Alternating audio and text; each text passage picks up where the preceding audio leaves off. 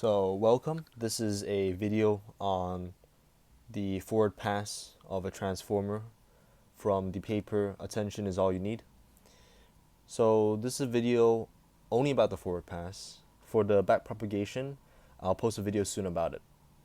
So before we start, a certain degree of machine learning is going to be needed for this video. You need to be familiar with machine learning, and knowledge about linear algebra and some calculus in the next video is also going to be necessary.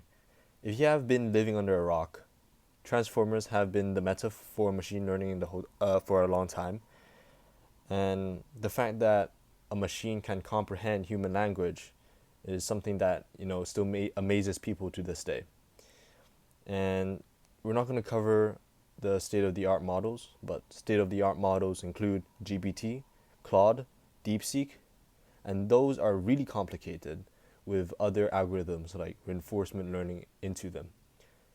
But this is actually the backbone of what transformers really rely on, and these state-of-the-art models that we use every day. So a transformer is basically a very large neural network that consists of layers of complexity.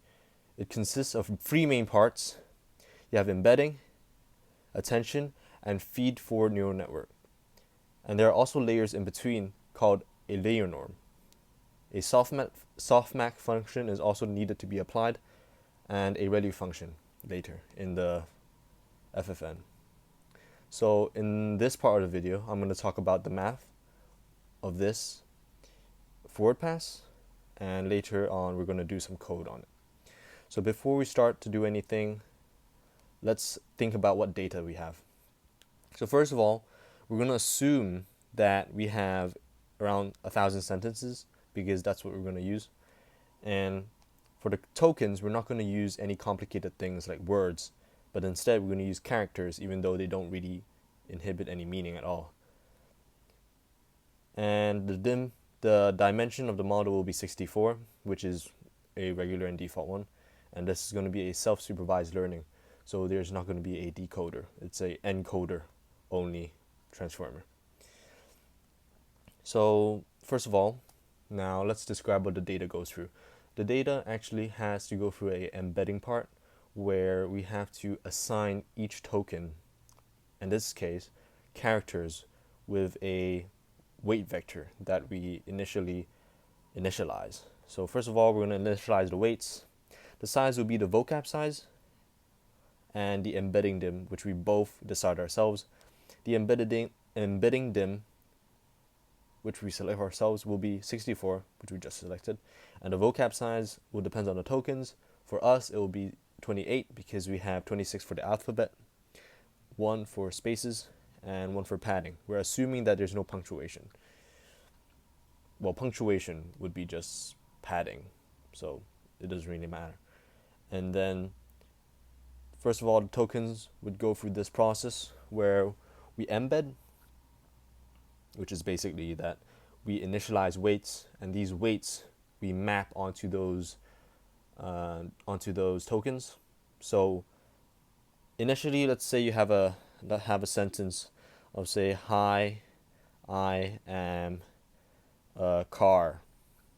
Then each letter H would have a corresponding weight vector applied to it, and this now sentence would become a whole matrix of 64 and a sec length. So this one, actually, we don't have a dynamic sequence length. Instead, we apply a max sequence length. If it is smaller than the max sequence length, we actually pad the tokens, and if it is bigger, then we cut it off. So now we have a matrix of these weight tokens. So before we start doing any attention, we're going to do positional encoding. And positional encoding is basically a good way to make sure that when the model receives two sentences like cat sat on and sat on cat, which actually has a lot of different meanings while the words are the same, the model doesn't actually know that. So we want the model to know that, hey, it's actually in a different sequence, and in this different sequence, it actually means a different thing. So how positional encoding actually works is pretty complicated at first, but it's going to get kind of intuitive as you think about it later on. So these are the two equations needed for positional encoding. And let's think of a most basic case where we have one token and we have 64, right, which we just initialized. And each entry, entry 1, entry 2, all the way down to 64, you call entry 1 as dimension 1, entry 2 as dimension 2, because if you think about it, it's a dimension 64 vector. So I is the dimension, and we apply this function for an entire token. So if it is an even dimension, 2, 4, 6, 8, we're going to apply the sign function where the position, which is what token, for let's say cat sat on, cat is position 1, or position 0, okay. Sat would be position 1, and on would be position 2. So depending on what position, then pose would mean a different thing. And I, which is the one we had, don't think about 2i. Yeah, well, it's 2i, but you just put it in, right? And then the I would be the dimension, and D model is what we already initialized, which was 64. So for each entry, each dimension, there is a different, let's say, a different period. And if you think about it, it is all but sine waves of different, period frequency. And this is actually a way where we can relate models in between positions. So if they're close, well, look at this. Because in the future, we're going to use a dot product function to actually relate them. And as you can see from this function, now I'm not going to go in depth on how it works. I'm just going to say that at the end of it, the only thing that matters is how far they are. And the farther they are, larger k means higher, higher means far. So smaller k, which is less distance, would be lower. So the model will be able to figure out which one's closer, which one's further. And also, this positional encoding, right, it's 64 dimensions.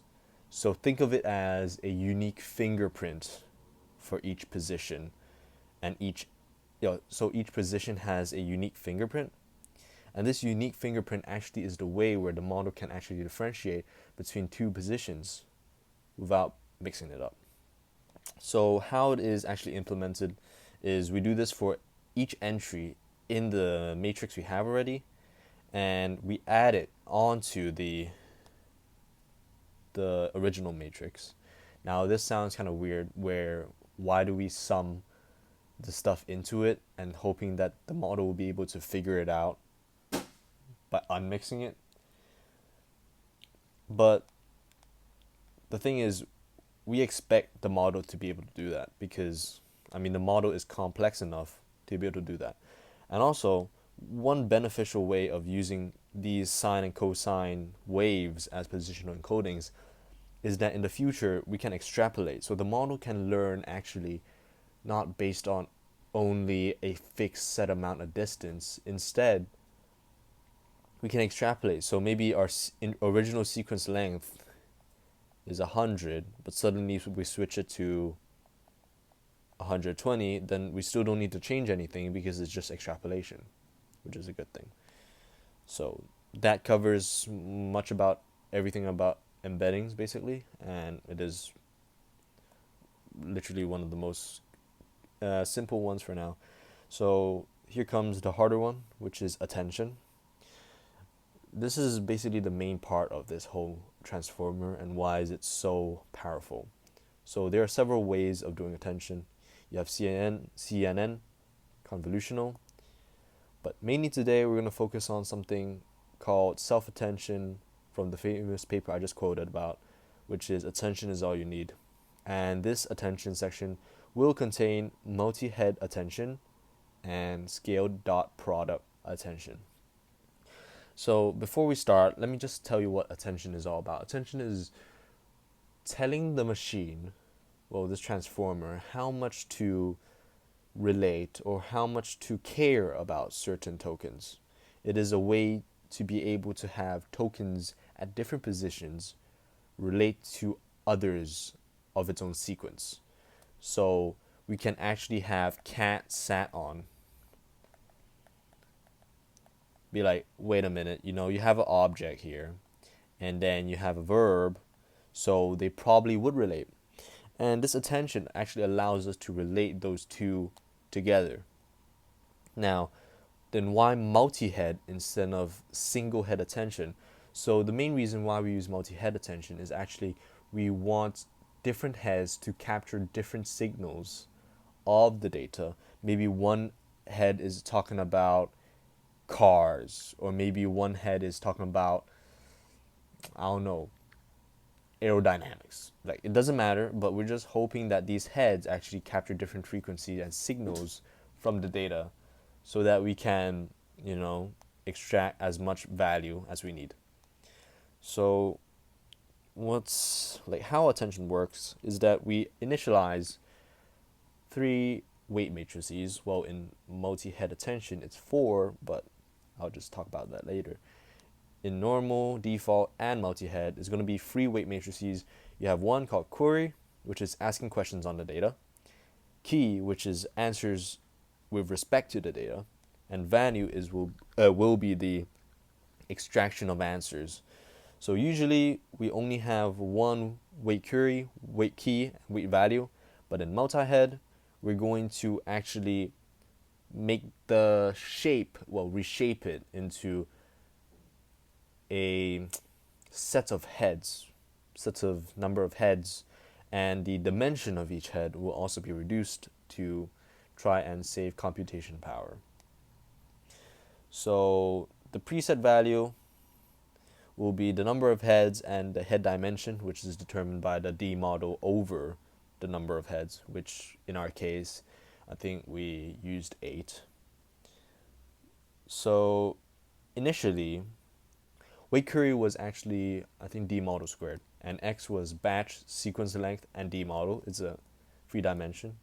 Batch is just the number of sentences, sequence length is the number of words, in which our case we use max sequence length, and D model is 64, which we just said. So initially we have D model squared, which is our weight query, and then we're just going to mat mode this and reshape it into this big Q, which we call nothing, but we call it query, which is batch size times sequence length times number of heads times head dimension.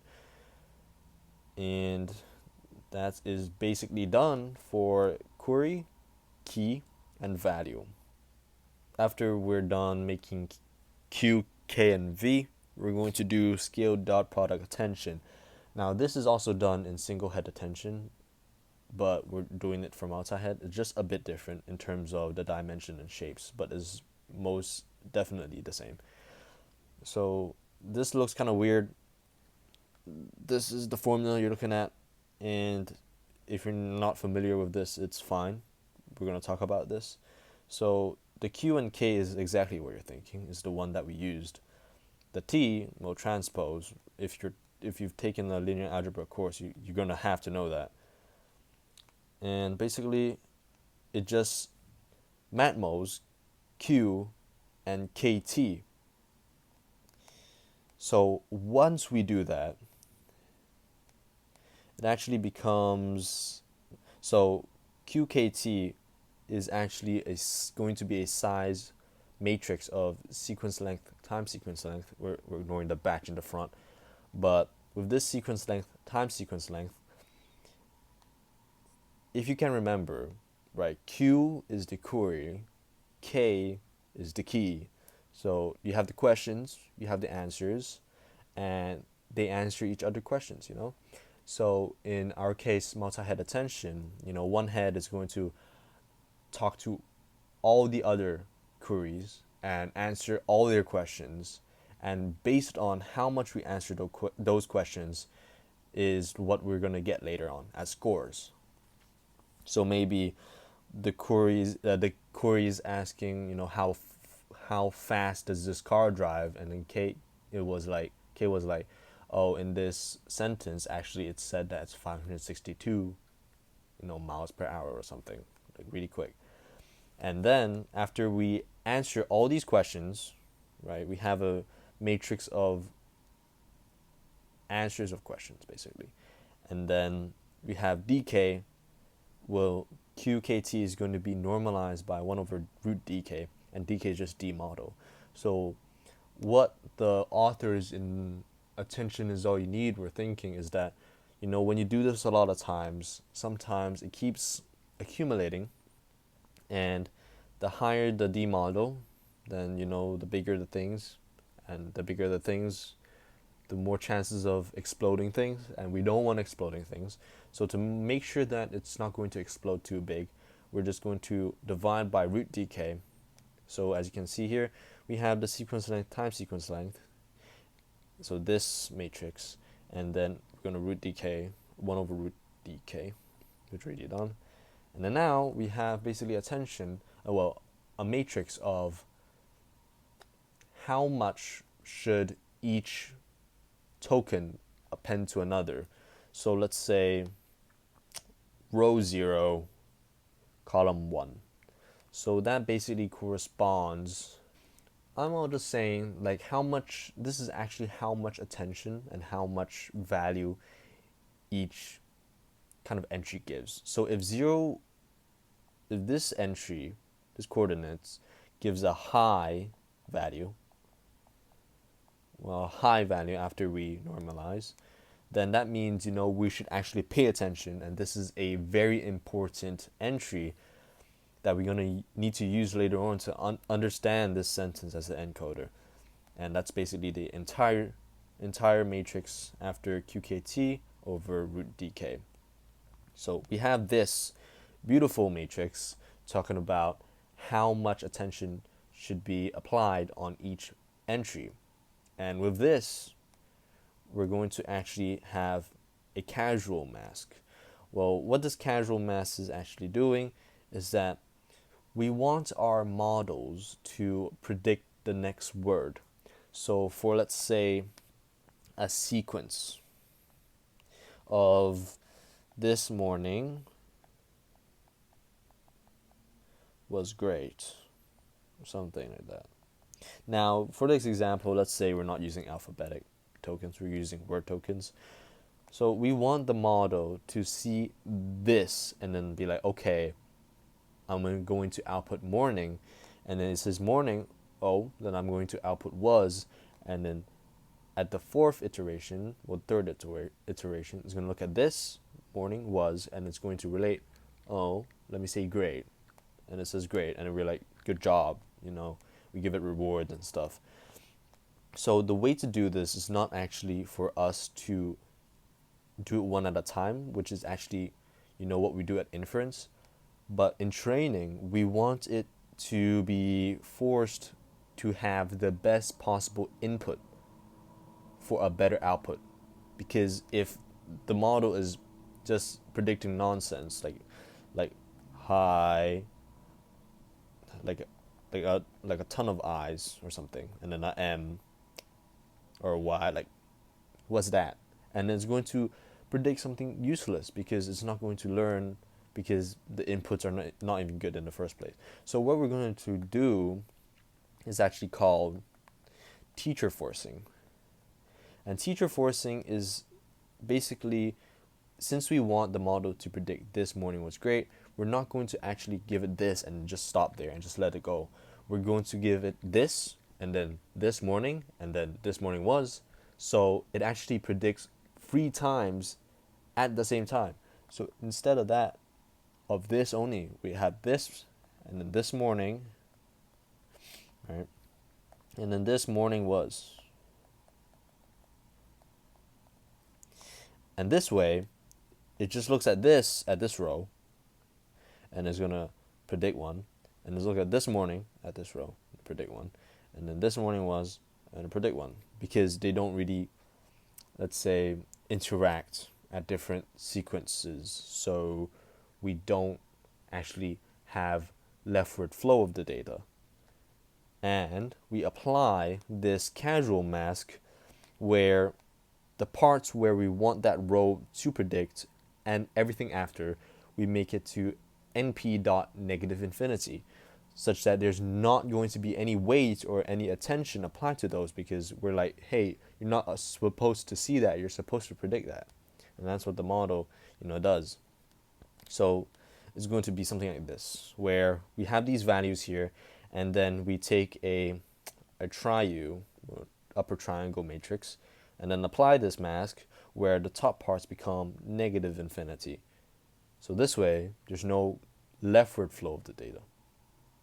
Now this is good, but to make sure that we don't have any more errors,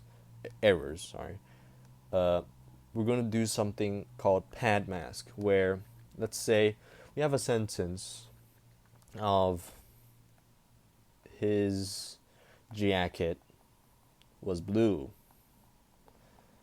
But hey, we have 4 words, but our max sequence length was actually 6. Then what do we do with those extra 2 slots that we did not put anything in? We're going to do something called pad mask. Initially, we already done it. Initially was we added this pad, where I think it was 0. Yeah, token 0 or 27. Or 27, one of those. And then with this pad, we're actually going to apply negative infinity to those slots, because we don't want any attention going to, actually not real words. It's going to, even though it does have values from the QKT, we don't want any values to be present later on, because it doesn't make sense for us to make use of words that don't exist. So that's basically the part inside the softmax.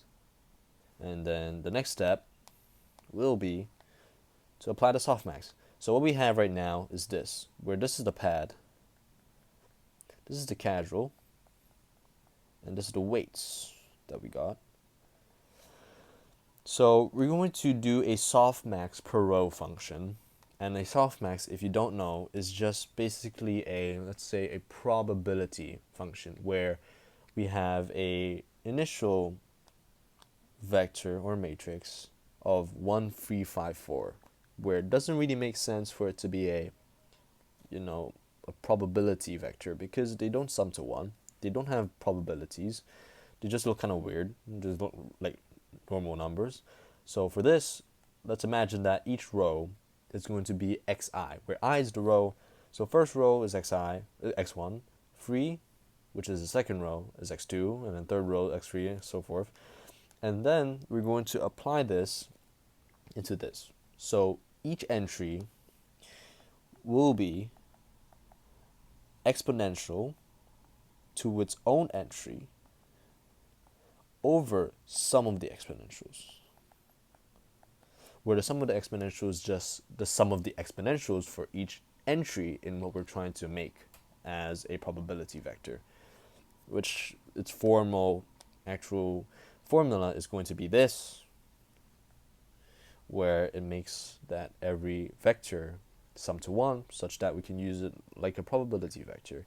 And in our case, we're going to use it as how much attention do we apply. So if there's 0.8 and 0.2, then we're like, okay, 0.8 of our attention should be put on that, and 0.2 of our attention should put on this. So 0.8 is probably more significant than 0.2.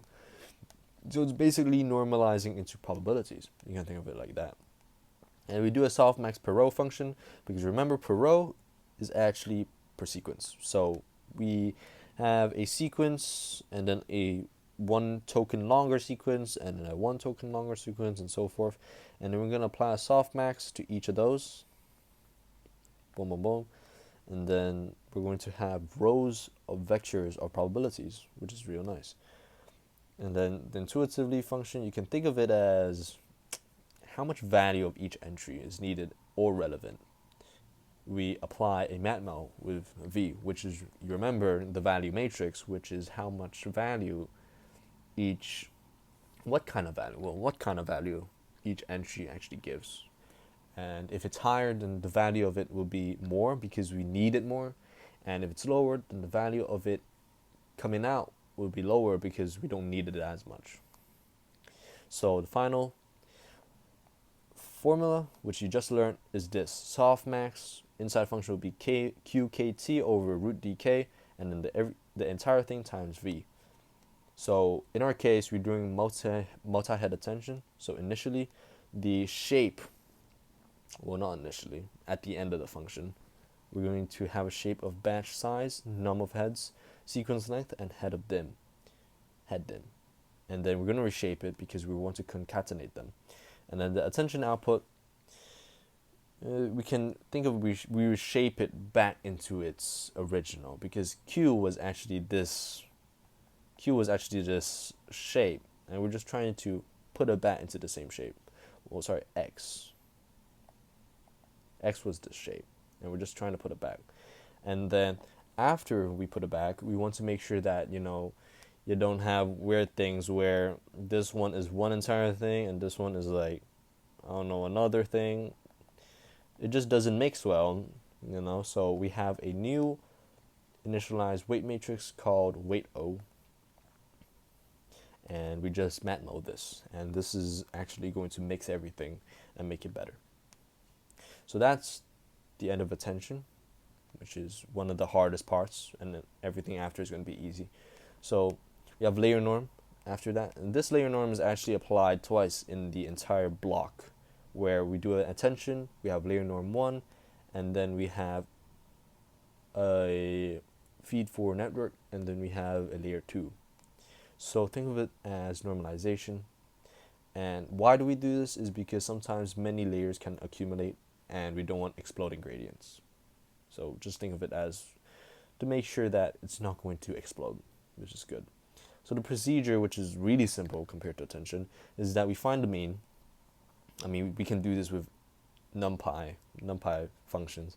We have the mean, which is mu, variance, which is sigma, and then we have epsilon, which is just a little error function, like maybe 1 to the negative 5, around that. And then we have a norm, which is x underscore norm, will be equals to the x minus the mean over the root variance plus epsilon. So we just find the normalization of x.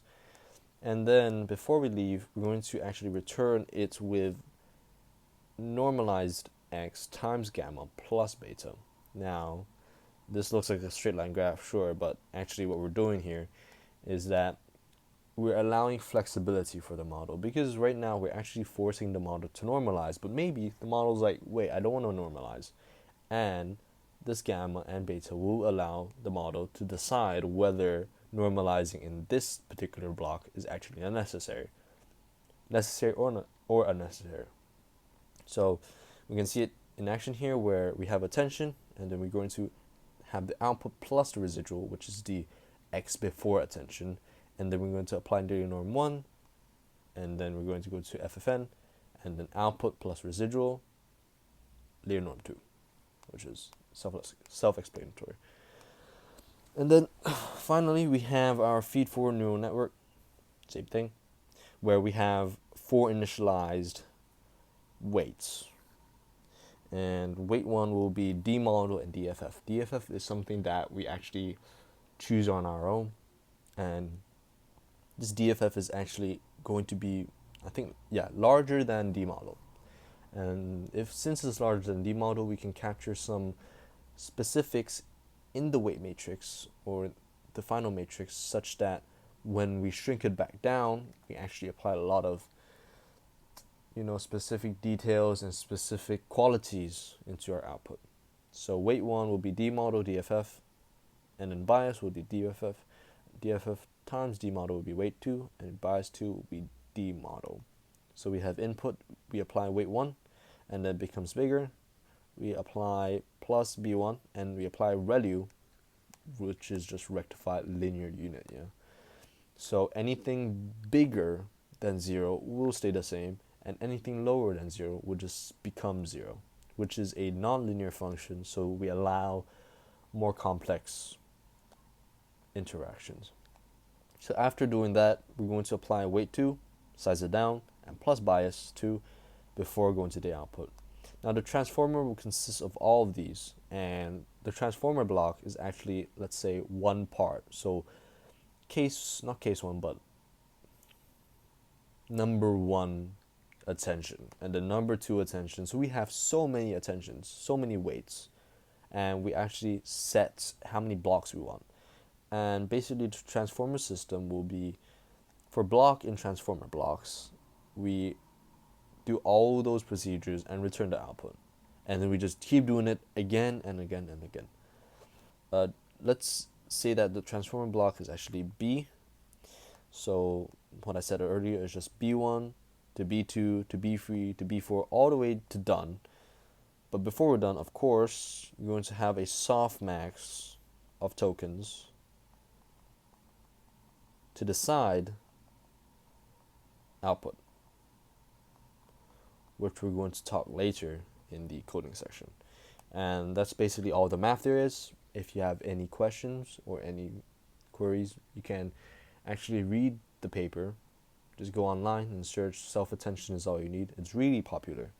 And that is the entire math section for the forward pass, which is particularly simple. And we're going to move on to coding section now.